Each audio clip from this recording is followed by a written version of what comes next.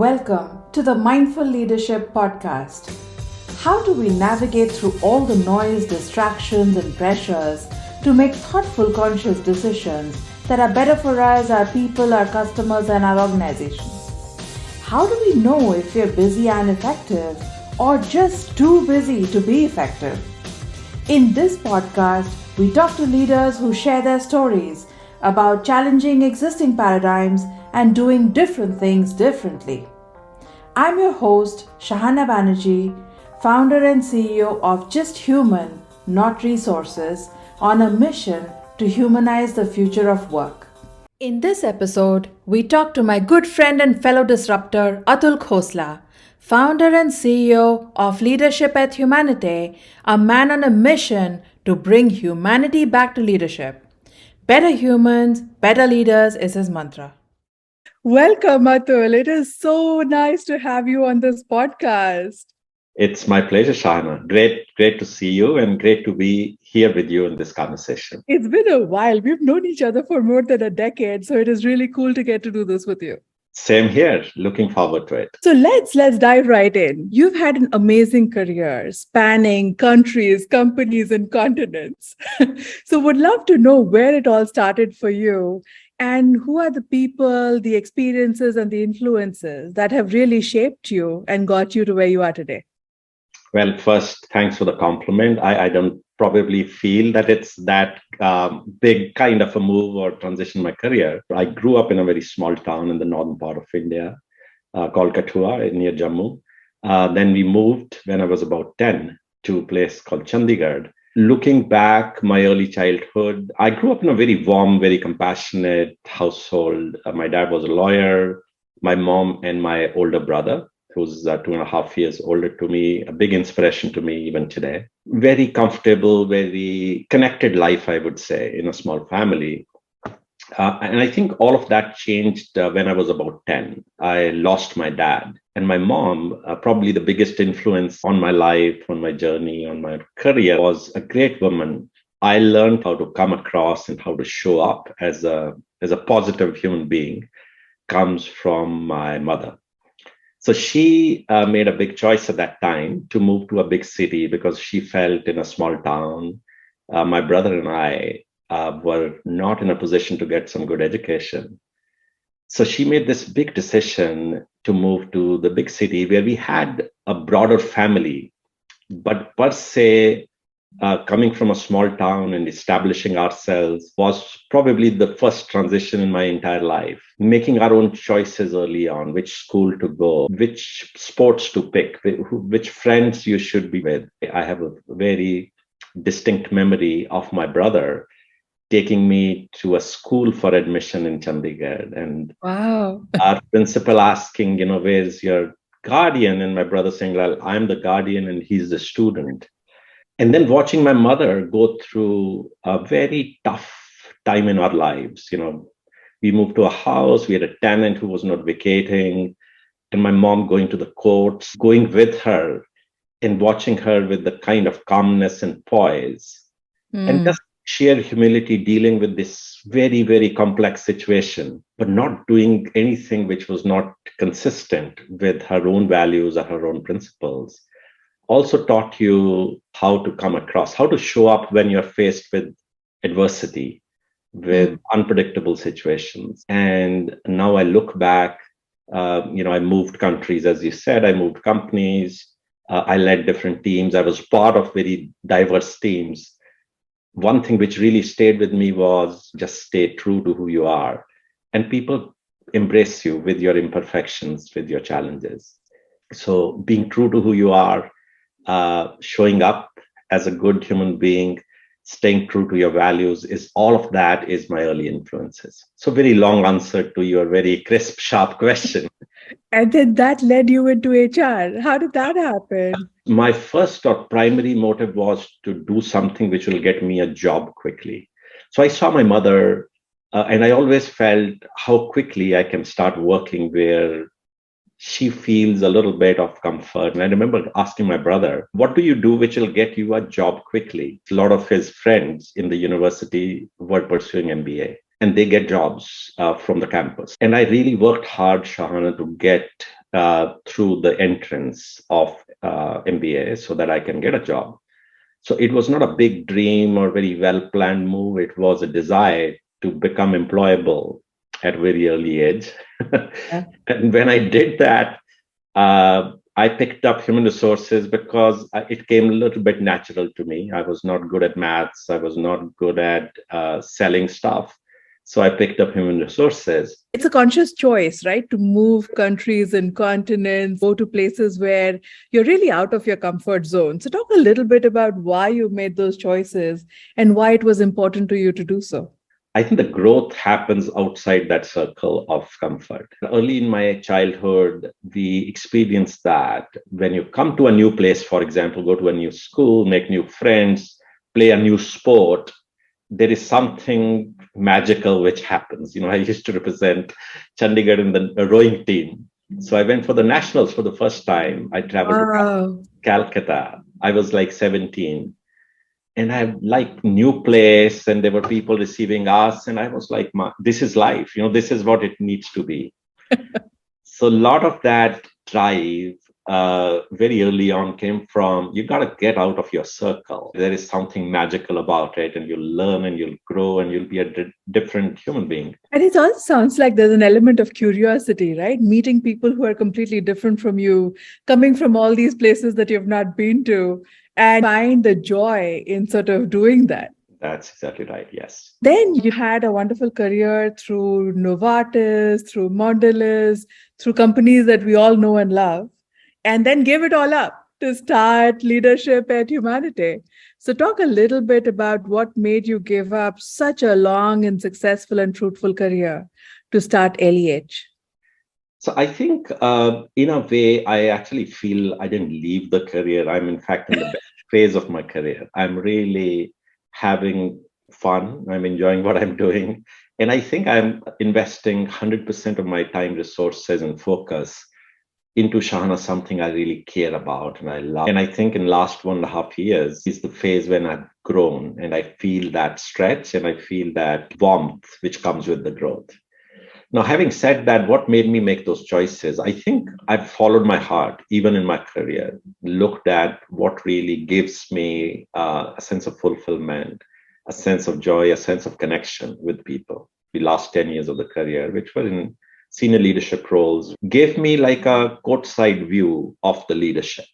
So I was hiring, developing, retaining, engaging very senior leaders. And also observing, because I learned a lot from some of the finest leaders I was exposed to. I think I was actually lucky to get these opportunities in different countries, different continents, different organizations. Especially my most recent assignment, about 4 years, really reshaping or resetting the agenda of a large global company from a talent and learning and leadership perspective. Our leaders currently are one of the most stretched. There's a higher expectations from the boards, from the investors, from the organizations to deliver in the face of adversity, in the face of unpredictability. There are people who are demanding more from these leaders. They are expecting more. Yeah. And I felt that these leaders are struggling. So they have this like a sandwiched situation, the organization is expecting more. Your people are expecting more. You're also dealing with the complexity which this current situation brings to your own lives. And then if you have not invested in yourself to become a more grounded, more compassionate, more connected human being, when you're looking inside for support, there is nothing inside because you never invested. Right. All these years, you were building skills, new capabilities, presence, strategic mindset. How do I show up in front of the board? How do I show up in front of my senior leadership team? But they never invested in becoming a better human being or better person. So I saw this struggle which leaders were going through. In my last organization, I revamped the entire leadership agenda and we moved away from skills and capability focus to more inner leadership, focusing on the core, who you are and how you influence, inspire, and engage people around you.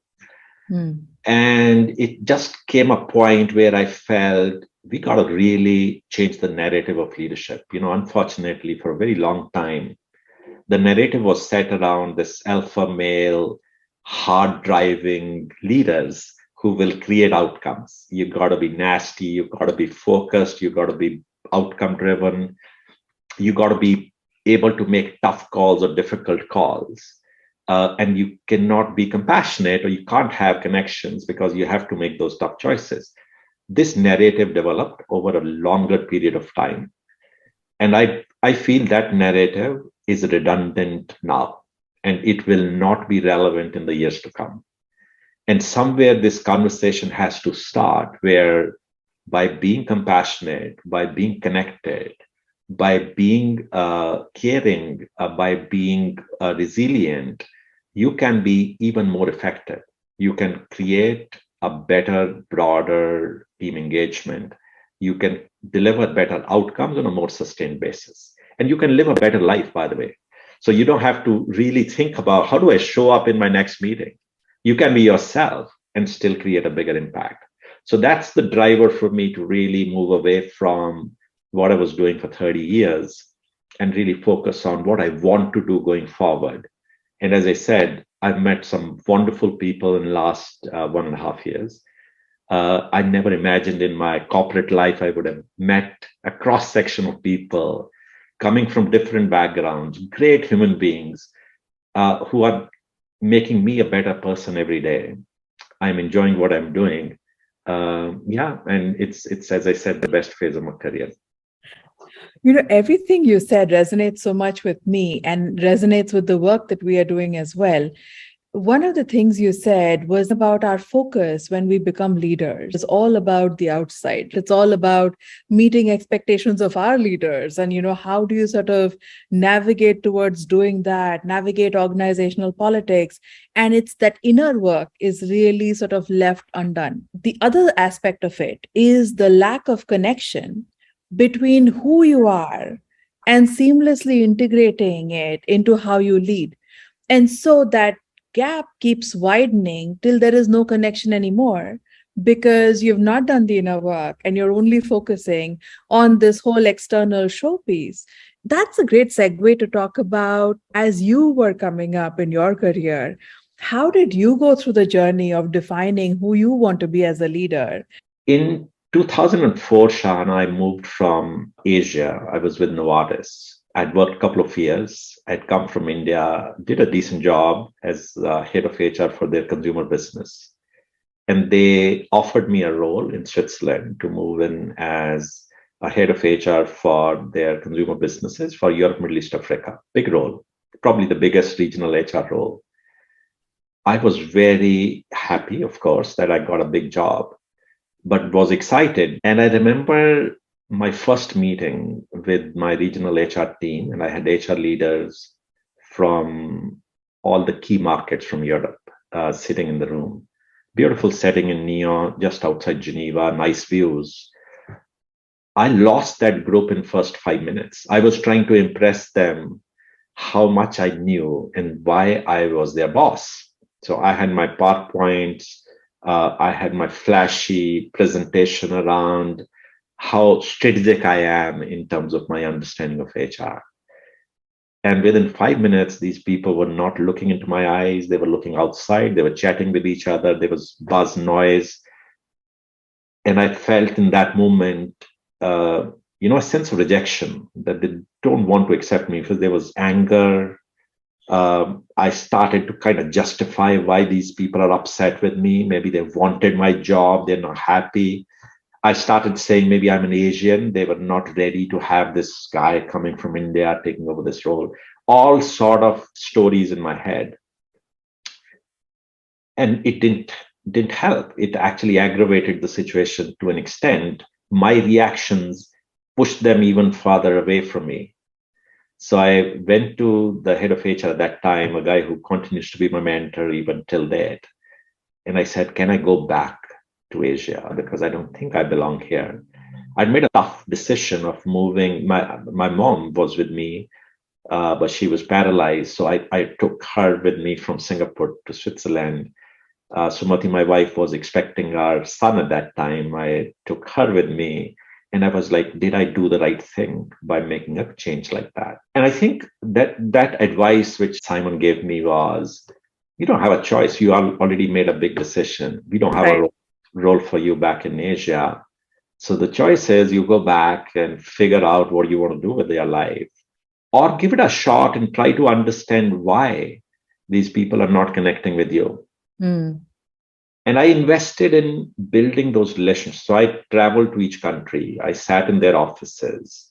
I observed what they were doing, and I started to, Shahana, build respect for the jobs they did. For the Mm. first time, I realized I don't actually know anything. This is a complex region. It has Mm. its own challenges. Right. And once that click happened, and my own vulnerability to show up and say, well, guys, I don't know. I got to learn from you. I only know this much, which can be added on to what you already do. I still remember that day in my head, that meeting in that room, which shook me and made me become a human being before a leader. So how Mm. do I build that relationship? And then, by the way, that's one of the finest team I've led. Even today, I'm in touch with a lot of those folks. They're doing well in life. We meet each other when I travel. They all come together. But from that day onwards, I decided not try to be who I was not. Just showing up as a person, letting people see you sooner actually helps because they then know what they're getting, good or bad, and they connect with you. So my biggest learning happened at that. And then I moved to the US. I then went to Singapore, changed companies, came back to the US. That's one principle which stayed with me. It freed me up. My mind was so light. I don't need Yeah. to show up. I don't need to do any drama. I can be who I am. May not be perfect, but people get to see you as a human being and they want to connect with you. Yeah. I'm going to ask you perhaps a slightly difficult follow up question. As leaders, we have so many defenses and so many insecurities. Your approach to that session was to really showcase rather than understand. And so, why do you think, in retrospect, was it important to you to lead with showcasing or to lead with defenses rather than to be open to that experience in that room with these really talented people? It's a great question, Shahana. And hindsight is always a great teacher. Right? It teaches you why you're doing what you're doing and what you can do better. I think I go back to the narrative because you see how leaders come and show up and how to establish your command, how to establish the sense of respect which you expect from them. And in my mind, there was a reason this organization moved me into that role. They had a very proactive, very aggressive agenda to transform, the structurally, culturally, that whole business. And in my mind at that time, the focus was how do I make this team feel that I'm the right leader? That sense of being judged, the sense of being assessed and evaluated. Unfortunately, you forget that people connect with who you are. They don't connect with what you do and your Right. achievements and how smart you are. They Mm-hmm. connect with your character. They connect with your capabilities subsequently. So that learning came at a cost because I went through 2 or 3 months of very, very turbulent phase. Personally, also because I was so much under stress that did I do the right thing? I was beating myself up by bringing my mom, my wife, into a space where maybe we are not even stable. I may have to leave this place. And then at work, I was disconnected. I didn't feel included. I didn't feel connected and I felt inadequate. And that's what was driving me to do even more of how do I really show up like I'm the best kid around and you all know nothing. So, to your point, I think all that comes from this deeply ingrained ecosystem in the organizations where you got to be the loudest voice in the room. You got to be a appealing leader where people want to follow you. You got to create that pull which now when I look back, I wouldn't have done it. There was no need actually to do that. And you'll actually be more successful if you just show up as who you are and really open up to listen, then tell. That is such a great story. I have to share one of a colleague both you and I love, Isabel. So she once told me this, taking your team along, right? We were having this conversation about a certain leader. She was like, look, if you are the smartest person in the room and you're 10 steps ahead of everybody, you've got to realize that you're actually alone because there's no one following you. Unless and until you're actually able to take people along on the journey, there is no way that you can actually achieve and deliver your outcomes. And I was like, my God, that is so true. And it's exactly, what you're saying as well. Alone you could be smart, you could be intelligent, you could be whatever, but you may not actually get to deliver the outcomes without the passion and energy and inspiration of your team. Absolutely. It's also such a great point that we think we often learn from our leaders, but we actually end up learning a lot more from our team over time than, sometimes even our leaders.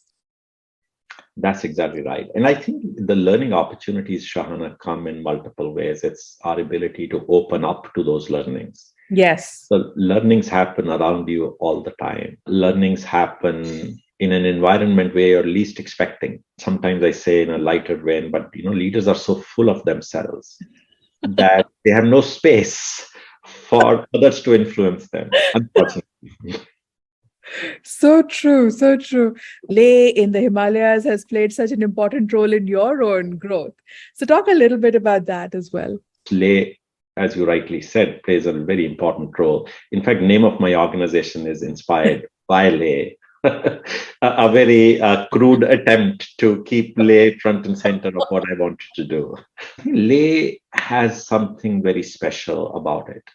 I went there as a tourist about 12 years back. When I spend more time, it has all the elements of spirituality, mental well-being, physical connection. And now, because I go there so often, Shahan, I meet a lot of people.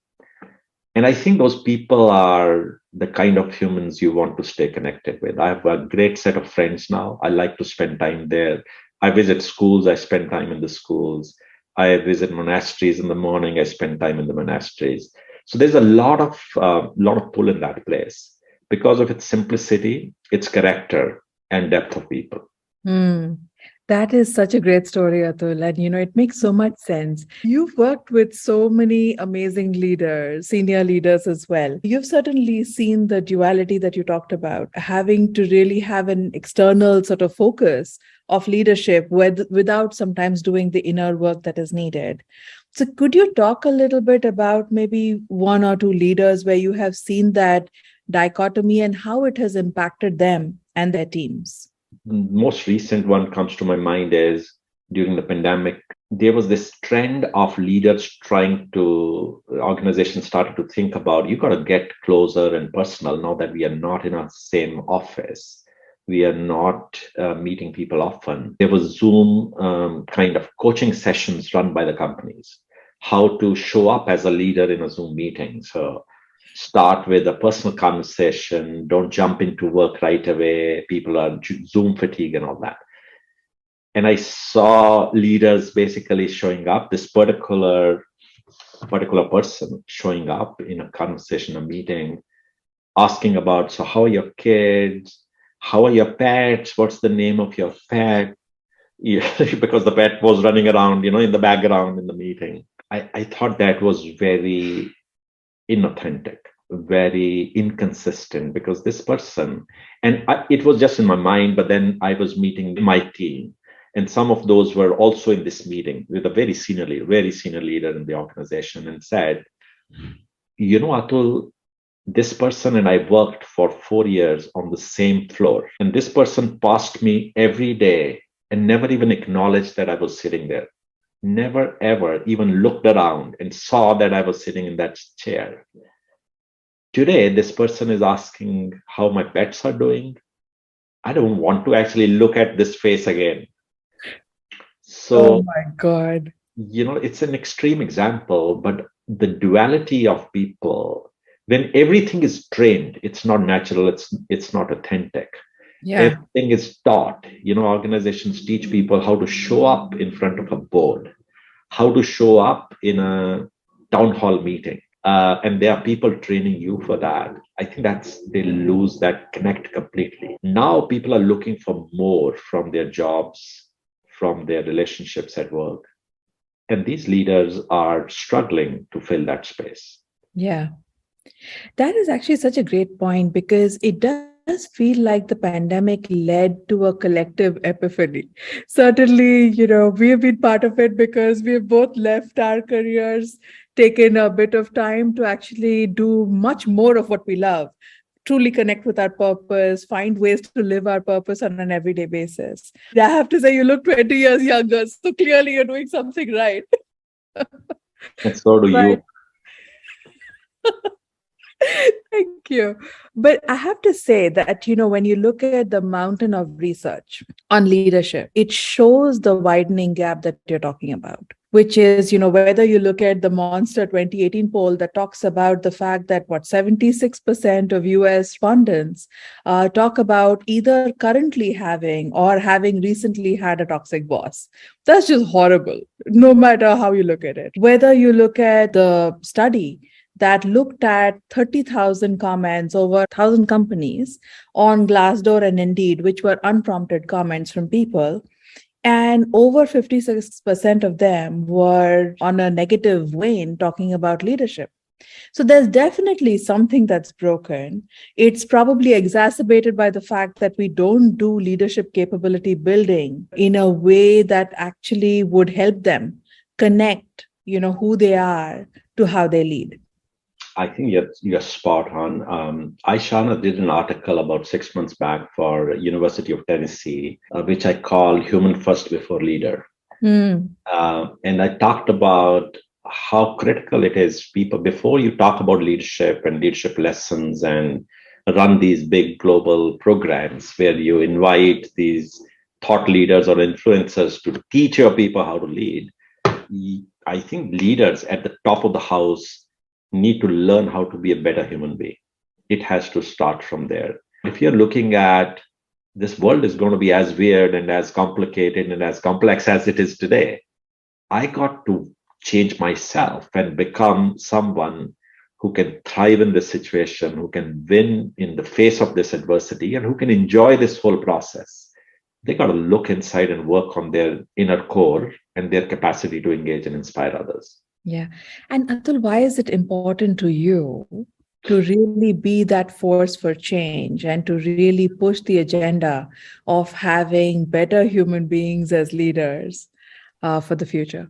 I think it's a great question. See, one, of course, there's a lot to do with my own upbringing. I mentioned earlier, Shahana, who I am and what makes me who I am. My own desire to do my bit to contribute to this, especially being in a very lucky situation of getting exposure, of working in different parts of the world with some finest leaders and all that. I feel I can bring that credible voice. I'm not a consultant, I'm not a professor, I'm a practitioner who's gone through this whole kind of cycle. So I can bring that credible voice, and I have that now that independence of bring that voice up to talk about it. Two, I truly believe the world needs it. So it's not just I am following a passion or having a good time. I do believe if we don't do it, there's a real risk of people collapsing. So that's the reason why what drives me.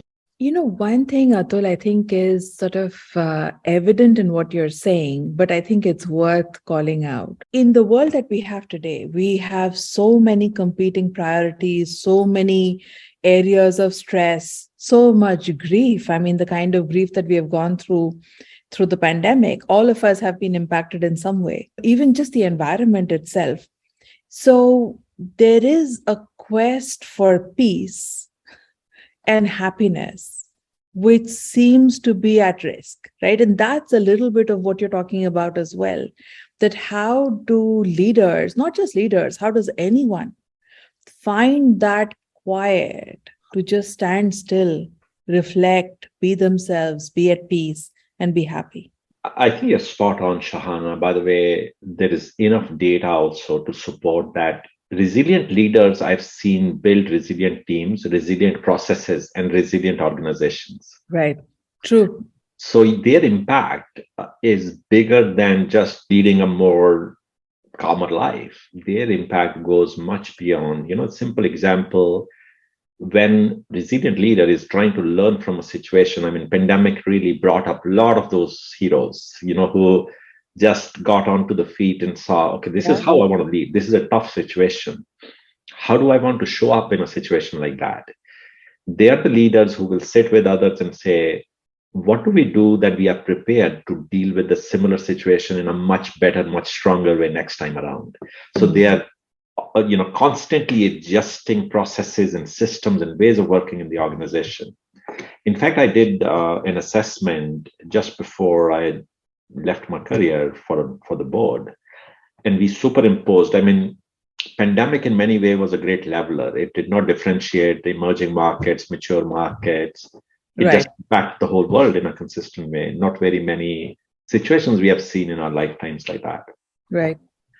So you could, Shahana, almost superimpose the quality of leadership with the quality of outcomes on the business. So those leaders who were able to turn around the businesses despite the challenges, the first phase of pandemic, very quickly get onto the feet, think of solutions on the go, come out with stronger plans, are leaders who were grounded, who were credible, who were trusted by the people around them.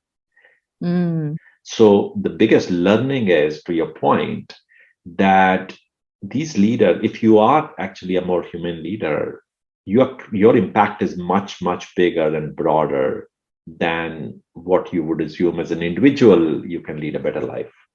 Mm. That's actually such a great point. And I think it leads me to perhaps my next question, which is about your superpower. Your superpower, I think, is truly about building communities, rallying people towards a common mission, vision, purpose. And so, talk a little bit about the kind of momentum that Lay is generating.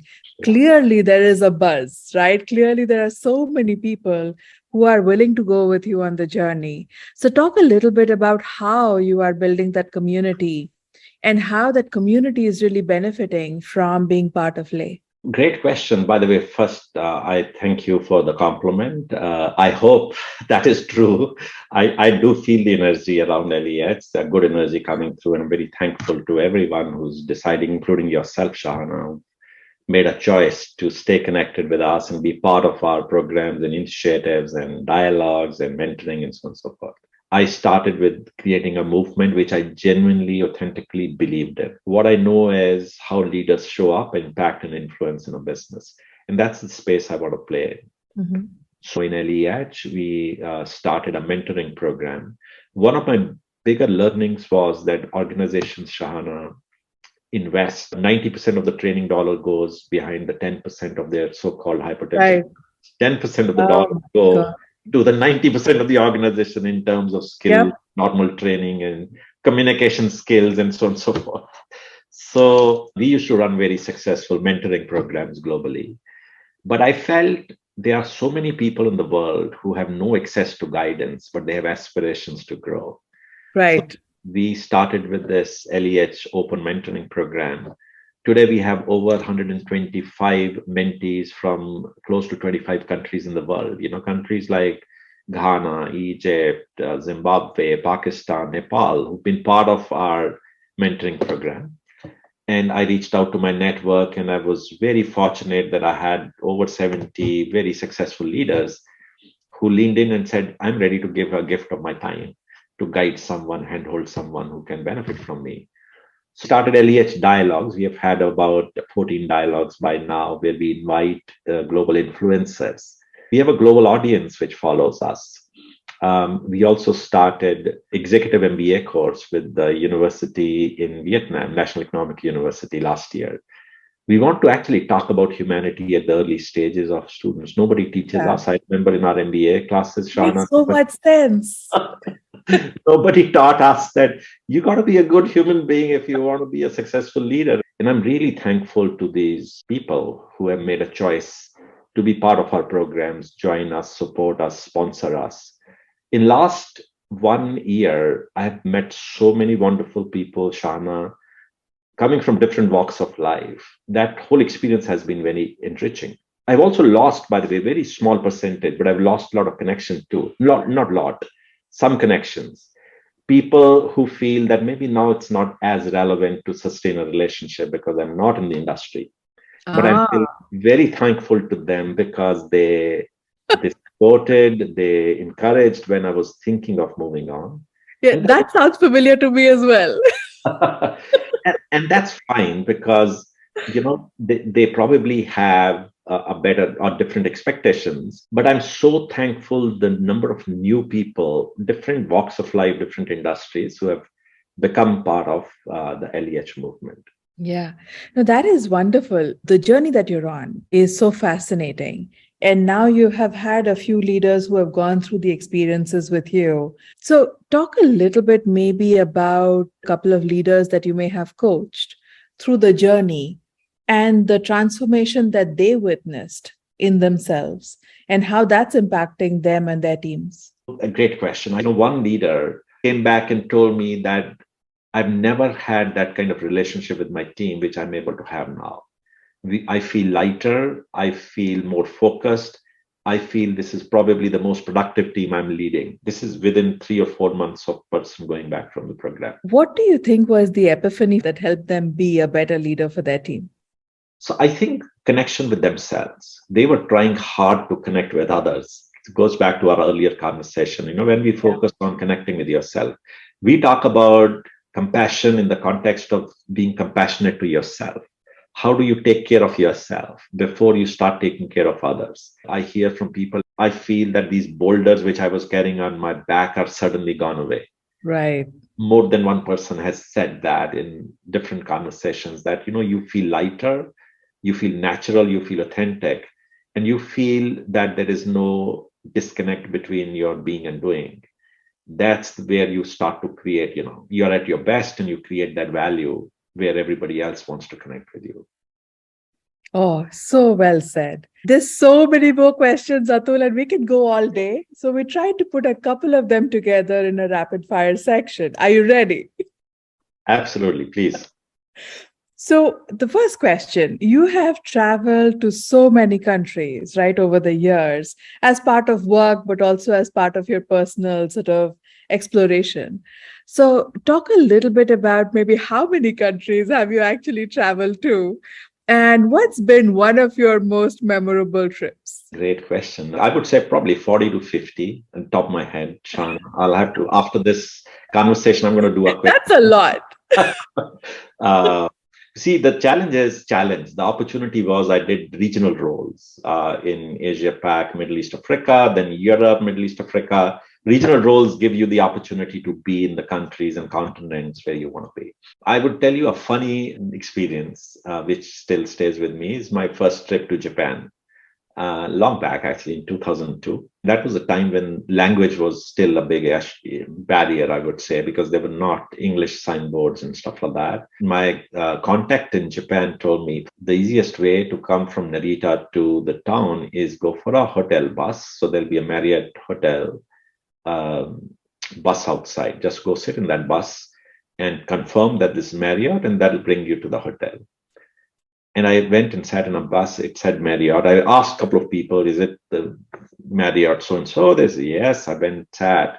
It was almost 3 hours. I thought this person had told me 1.5 hours. Long story short, I landed in Nagoya Marriott. So I had to go to Tokyo. So my meetings went for a 6. I had to take a very expensive way of, hiring a cab and coming all the way, spending whole day on the road. That was kind of a unique experience I went through. Landed in a completely different city. Oh my goodness. If your life story was made into a movie, what do you think would be the theme song? I'll again go with something which is recent and I've been hearing a lot. So I'm Human. This is John Jones' song. It just connects with me. Oh, perfect. If you could wave a magic wand, do one thing that would impact leadership for generations to come, what would that be? make leaders followers for a day. Let let them follow others and see and feel the impact they can have on others. Oh, It's like beautifully said. back to school kind of thing. Yes. We could all use, some of those days for sure. This has been so much fun, Atul. Thank you so much for taking the time.